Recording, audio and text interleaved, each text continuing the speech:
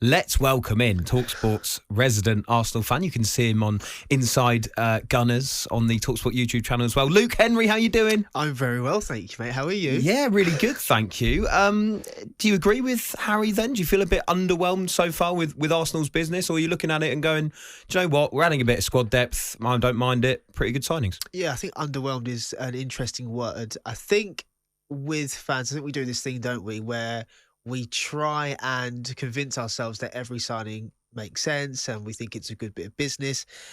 I think all these signings in isolation can work. For example, Christian Norgaard is a sensible bit of business. That's a fact.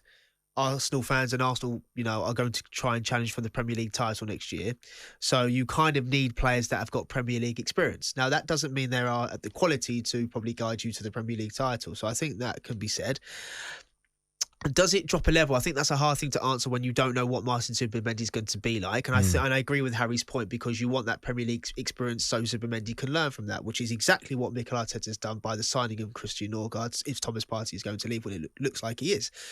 So it's interesting, but however, you don't have to be, buzzing and running around the room when your club makes a signing for every single signing. I think that's fair. I don't think any Arsenal fan should be really excited by the prospect, but you need to understand the smart rationale behind it. And if it goes and gets you the striker and the left winger and maybe another creative player that we want, then we're all going to be really, really happy about it.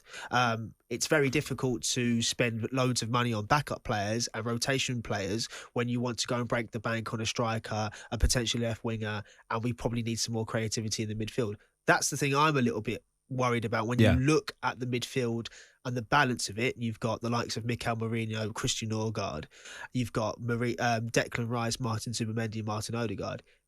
Does look like there's a bit of an over-reliance on Martin Odegaard. I still think the jump from Ethan Nwaneri to Martin Odegaard is massive for both. I think, Ethan Nwaneri didn't even play in the under-21 in the quarterfinal. He came off the bench yesterday, which is fine because he's still a young kid. And I think if you're taking Odegaard off in whatever game, and you're bringing Ethan Nwaneri on, it's a massive weight of expectation. I think you need to bridge the gap in there. And then I still think we all know we need to strengthen in the forward areas. But I'm not worried about that because I do believe the club are working very hard behind the scenes to do that. Yeah, you mentioned Odegaard there. Yeah. I'm going to talk to you about a potential link that has come up in terms of Arsenal in just a moment. But before that, I like your point there about the fact that, these are coming in as players that are going to improve the squad. And also, you're not paying much for them at all. 5 million for a keeper that was starting for Bournemouth and had a good season with Bournemouth last season in Kepa. 10 million plus add-ons for a Premier League captain in Norgaard, who Spurs were also interested in.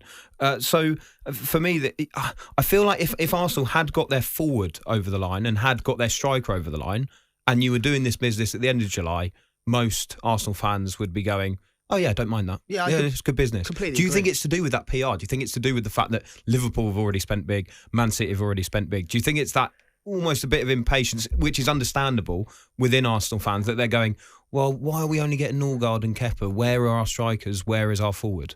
Yeah, I'm not sure it is actually to do with Liverpool and Manchester City. I think it's just the obvious that Arsenal fans have watched and what they think we need to strengthen the team. And I can understand it to an extent. However, it wasn't long ago that Arsenal fans were screaming down to get Joe Garcia from Espanyol before he went to Barcelona. So you're looking at a backup keeper on the bench for 20 million. Now, I'm pretty sure that in 6 weeks' time, if Arsenal didn't get, the striker or the left wing or whoever we want in those forward positions, someone would turn around and said, well, yeah, if we hadn't spent 20 million on a backup keeper or we hadn't spent 30 million on a backup midfielder, then we might have got these players. Yeah. So you have to be smart and rationale. No one knows if it's an upgrade on the current midfield we've got. I'm not sure about that. I do think Zubimendi is going to be a wonderful player for us. But yeah, coming to the Premier League is going to be a massive jump for him and you need to see how it's going to work. However, like you said about the PR, the fact that we've known about the deal for Zubimendi since January has probably made it feel like it's actually a less of a signing than it really is. But I'm pretty sure if we woke up this morning and saw the fact that on top of Christian Norgaard, Arsenal exploring a deal for Martin Zubimendi, the whole conversation would be far different. And we'd be looking like we've got one of the best potential sixes in Europe because Liverpool wanted him, Real Madrid tried to hijack the move as well. So he's a very, very good player in there. However, Andre Alberto has got a way of working and he's working on a lot of deals and I'm relatively calm at the moment about it.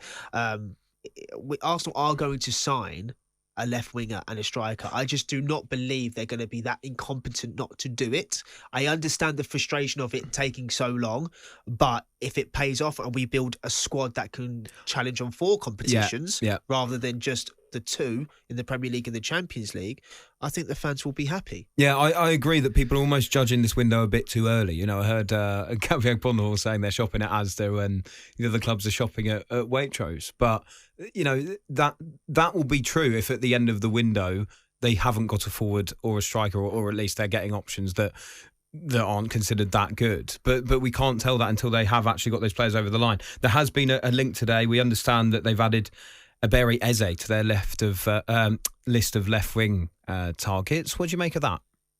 Interesting.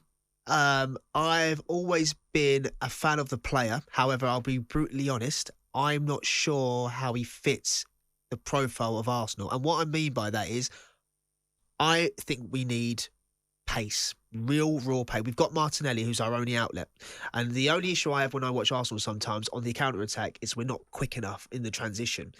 And I feel like Eze is a beautiful footballer, but he's much of a ball carrier and he likes to glide and play on the ball, but I want someone a little bit more direct. However, Eze's what, £68 million release clause, so it's going to be very difficult for Eze to come in and try and challenge Martin Odegaard, because Odegaard is the captain. However, that type of player in the number 10 role would be someone I would love. However, I've got to be realistic. If Arsenal are going to go and splash out 70 million on Eze into play him in the number 10, you're probably not going to get your left winger, but you probably will get the striker, so you've got to choose. I would much rather break the bank on Rodrigo, because I think that's really what we need. And I still want to use Martinelli, but it's the depth and the quality coming off the bench, and I want the striker to come with it. It's difficult. It's funny, yeah. I think you do make a good point that as a left winger, he doesn't really fit Arsenal. But actually, when you think about the fact that if Odegaard maybe picked up an injury, like we saw last season, and they really suffered in that period as well, you could play Eze in that position. Are you getting a bit frustrated as an Arsenal fan with? It seems that what Arteta sometimes really wants is that versatility. He wants to sign players that could play in a number of positions, almost to make up for, you know, areas if a player is injured. Would you rather that Arsenal go, no, we need to sign players who are specialists and good in certain positions, and like you say, get a player like Rodrigo over the line rather than an Eze who could play on the left, could play in the middle, and you're kind of stuck between the two and paying a lot of money for it? I think there comes a time where you just need to buy proven players in that position. I think technical versatility is so important in football. That's why we talk about the success of Manchester City and also the success of Liverpool, because their midfielders can play in a variety of positions. But I've always said that this window, I think the striker market is difficult. I don't think any Arsenal fan is actually, apart from Alexander Isak, which we know is probably never going to happen, there's never been a guaranteed striker. I think you're looking at the potential when you're looking at Victor Gyökeres and Benjamin Sesko. Maybe who would you rather have? Do you know what? I'm not really bothered. And I generally say that because I've looked at Mikel Merino, who scored 7 goals for us in the front line as an orthodox number 9, and I've looked at Kai Havertz that nearly got us over the line when he got multiple goals and assists in the title race. And he's not a killer number 9; he's a multifunctional number 9. So I honestly don't think it matters. I think if you're a natural-minded number 9, I generally think you're going to have success in this Arsenal side, because we will create chances. They just have to put the ball in the back of the net. I was talking about Ollie Watkins yesterday, and he's got 109 goal contributions in the Premier League. I think it's 75 goals and 34 assists in 184 games. That's quite an outstanding record to have in the Premier League and not be looked at. He's actually quite frowned upon. I'm not saying he's my number 1 target. I don't think it matters.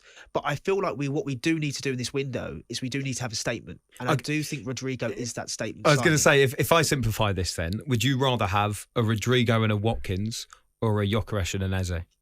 I'd have Rodrigo and a Watkins. Yeah, I genuinely think that, because I still think, when we signed Declan Rice, the whole window went, and the whole of the other clubs went, wow, there's just no gamble there. That's a guarantee. That's something to move the market and shift everyone. And I think with Rodrigo, I think if you go and buy Rodrigo, everyone goes, that's why they're shopping. They're not shopping in Asda anymore. That's the Waitrose signing, and that everyone looks at it and goes, yeah, okay, Fair enough. Berta's done the job. And then you look at the squad and then you can make 4 or 5 changes in certain games. And I'm not saying that Martinelli's not good enough. I'm just saying that these guys need help. A lot of people are talking about we need to sell these players.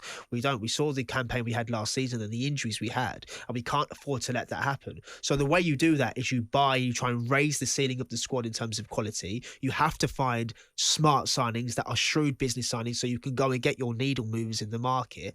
But, if you've got Rodrigo and Benjamin Sesko starting, for example, but then after 20 minutes you're making changes and you've got the likes of Martinelli coming on or Havertz coming on, or either Eze, for example, let's say, clubs are going to look at the bench and go, that's a really strong squad. Yeah. That's a really strong squad. And if you've got rotation between Gabriel and Saliba, because we've been linked to Mosquera today from Valencia, a 20-year-old. So we're looking at cover in all positions. Yeah. And, you look at the left-back situation, Calafiori and Lewis Skelly. You've got the right-back situation with Timber and White. Rice, Marino, Zubimendi. We're not far away. We're not far away. We just need a couple of additions in that squad, but they need to make the right statements. But as you can see, you spoke to me loads of times.